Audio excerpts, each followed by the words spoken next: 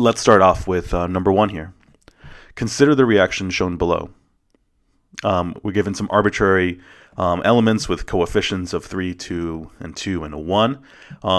Express this rate of the reaction in terms of the concentrations of A, B, C, and D. So when I say express the rate of the reaction in terms of concentration, typically that's going to be in this format. So you're going to see delta concentration. I'll just use A in this particular case over delta T. And what that tells me is that the delta represents change, as we know. Change. And change is always going to be final minus initial, right? So that's just what this top part tells me is it's the change in the concentration of A over the change in time. So that says, if we were to write it out in full, well, it would be the final concentration of A minus the initial concentration of A over the time when we reach the final time here, minus my initial time. That's what would be the change in concentration of A over the change in time. Now, how do I relate that with what's going on here? Well, let's go get rid of this guy really quick. Okay, so how do I relate that to this particular question? Well, you can determine the rate of the reaction with respect to any of the constituents of the reaction. And what I mean by that is that I can define it with respect to A, B, C, or D, and they would all be equal. So you might ask, well, how do I accommodate for the coefficients that you see here? This A has just 1, but because there's only 1 of A and 3 of B, shouldn't it be much faster with respect to B because there's 3 times the amount? You would be right. And how we accommodate for that is you'll see soon. So express the rate of the reaction in terms of A, B, C, and D. We kind of got a hint on A. So the way I write that is I do the change in the concentration of A over the change in time. Now, because this is a rate that we want to be equal amongst all of our constituents of this reaction, well, naturally, because we have a reactant, we will have less concentration at the end than we had in the beginning because we're losing it. And I told you that change is equal to final minus initial. So naturally, if my final amount is smaller than my initial amount, then I'm going to get a negative number. Now we want all of our numbers to be the same. So the way that we accommodate for that negative number is we put a negative here because the value inside these parentheses here is negative. So by applying a negative on the outside, we essentially multiply a negative times a negative, and it results in a positive number. You'll see why that becomes important soon. So that's how we demonstrate it for A. Now, this particular question asks us to do it with respect to A, B, C, and D. So we're going to do the same thing for B, C, and D. So remember, because of this coefficient of 3 in front of B, we're going to divide by 3 because we want it per mole of each of the reactants. Because, again, there would be the rate for B would be 3 times if we don't accommodate per mole. So again, B is also a reactant, so it's going to be negative. And then we do the same thing. Change in the concentration of B over the change in time. And there we go. Now it's kind of plug and chug. Only difference now is that maybe I'll do this in a different color because they're different. They're reactant, or rather products. So then now I'll write this like this. So now with respect to our products, we can use positive values.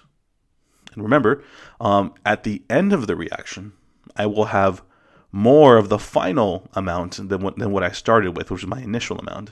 So if your final is bigger than your initial, well, that results in a positive number. So because of that, I do not need to apply the negative number here. So all I have to do, though, is accommodate for the coefficient. So that's 1 over 2, the change in the concentration of C over the change in time, delta T. D has the same coefficient, so it's going to be the same overall rate. So that's also going to be a positive 1/2 change in the concentration of D with respect to time, as we see there. And currently, this seems like a fairly abstract kind of concept that you see here. But when we start attaching some numbers to this, it will make sense, hopefully, and you will see the value in doing something quite like this. So Let's get on to B.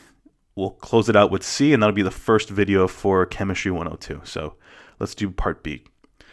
At some point in the reaction, the concentration of B, and 13.2 minutes later is B as a new value for B. Based on this data, what is the average rate of the reaction during this time? Well, yeah, something I didn't quite say is that if we calculate the change in concentration over a finite amount of time, and what I mean by that is like some long stretch of time, for example, this particular case is 13.2 minutes, well, that means that we are getting the average rate of the reaction. So when we say determine the average rate of the reaction, I'm quite literally asking you to do the delta, in this case we're doing B, so it's going to be delta concentration of B over time. And we said that quite literally means concentration of B final minus the concentration of B initial over T final minus T initial. Now, we shouldn't forget that B, if we look up here, that B has a coefficient of 3. And previously we wrote that we had to accommodate for that by writing negative 1 over 3 on the outside. So we should do that. So that's going to be negative 1 over 3. And we'll see why that's a useful topic. Now, I should point out at this point that the delta T that we were referring to here is seconds. And I should point out that this B, the concentration, I've been kind of vague with it, the concentration refers to molarity. Molarity. So that's molarity, just to remember, that's moles per liter. Now, this is important because if we look at the question, we see that at some point the reaction for the concentration of B is this number, and 13.2 minutes later, minutes being the main thing here, minutes, it becomes this particular concentration. So that is not in the format that we need it to be. So we very first need to accommodate and turn the 13.2 minutes into seconds. We know that for every 1 minute, there is 60 seconds. So quick calculation, let's do that really fast. 13.20 times 60, we get 792 seconds. Cool. Hopefully you understand really why we need to do that, because the convention is that we normally use seconds in the bottom. And I think your answer would not be wrong, but you would have to demonstrate that your rate is with respect to molarity per minute, not molarity per second, which is the normal convention. So let's continue. We're basically going to plug our values that they gave us in the equation into this equation that we see here. So let's do that. So negative 1 over 3. We're going to put a nice little fraction here like that. My concentration at the end, or B final, that would be this smaller number here, 0.9746. And I know that because, well, B is a reactant in this reaction. So as the reaction proceeds, the reaction should, because we're going in one direction in this case, get smaller. So because of that, let's plug in that value here, 0.9746 molar minus our initial concentration, which must be the other B that we see here. That's going to be 0.9986 molar. And let's do that with respect to time. So then let's assume that I'm starting at T equals 0, so 0 seconds, meaning I start the clock and then 13.2 minutes later I measured it again.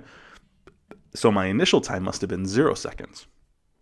So if we do that, my final time was 792 seconds, and I'm subtracting 0 in this case.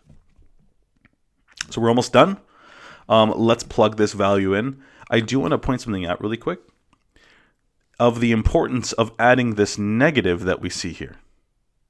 Now, let's see why we did that, because if I get the difference between these two values here, I will get a negative number, and you can kind of see that. So because it's 0.97 and I'm subtracting 0.99, so I'm going to get a negative number as a result. So we accommodate for that by adding that negative on the outside, like I said earlier.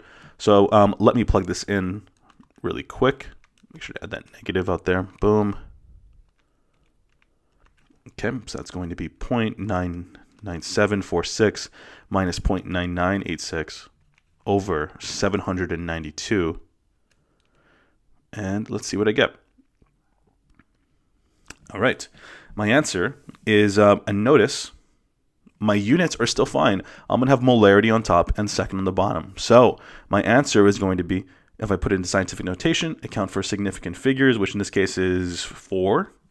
It's going to be 1 point, let's see, get my pencil up, 1.010 times 10 to the negative 5 molarity per second. And that's equal to my rate of the reaction. So you can see that negative is fairly important so we can get a positive value at the end. Okay, let's finish off this last part of this problem. In one experiment, the rate of change of B was found to be 2.5 times 10 to the negative 4 molar per second. What is the rate of change of C in this experiment? Now, we're going to kind of use the topics that we talked about in the first part because the rate should be the same for each of these per mole. But if we actually accommodate with respect to their coefficients, their rates will be different to some degree because I have more of some than I do the other. So let's figure this out. So earlier we mentioned that B and C have this particular relationship. I'll point it out right here.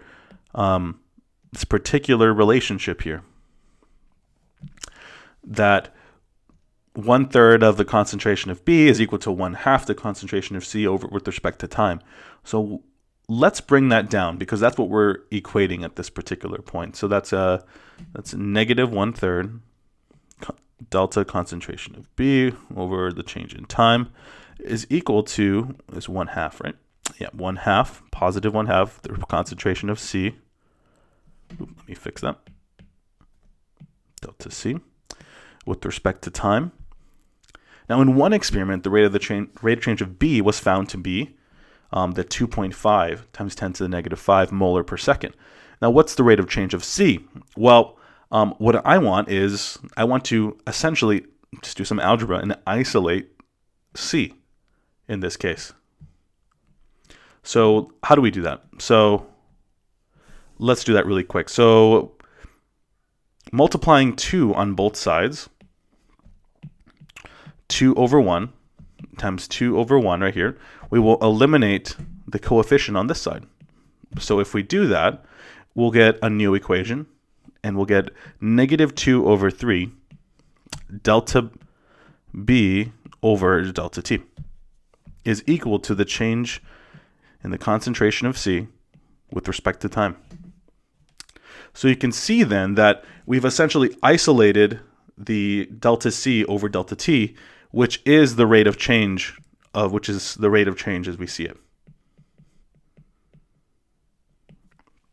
So whenever a question asks for the rate of change with respect to one variable, and they give you another variable, set them equal to each other because the rates should be equal in a chemical equation. And now all you have to do is plug in our values. So let's do that. So then the value for this B, like delta B over delta T, is going to be that 2.5 times 10 to the negative 4 value. And then all we have to do is multiply it by 2/3. So let's do that. So we're going to have 2 over 3, 2.50 times 10 to the negative 4 molar per second. We can kind of get rid of the negative because this particular rate already accommodated for that. So now just getting our answer really quick, 2.50 times 10 to the negative 4 times 2 over 3. That gives us our value here of 1.66. I have 3 significant figures, so I'm going to go to 1.67 times 10 to the negative 4 molar per second. And that's going to be the rate of C in this case. So I'm going to put rate rate of C.